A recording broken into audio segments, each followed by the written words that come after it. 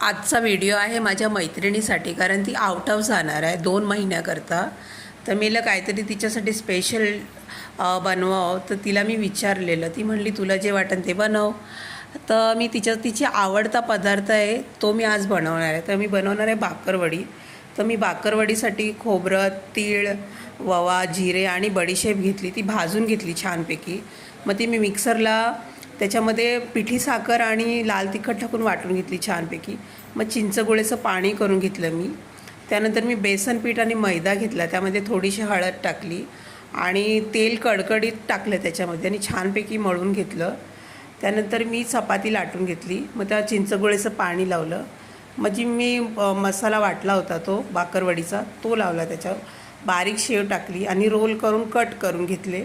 त्यानंतर मी ते कट केलेले रोल मी तेलामध्ये फ्राय केले. बाकरवडी रेडी झाली. मी माझ्या मैत्रिणीला पाठवून दिली.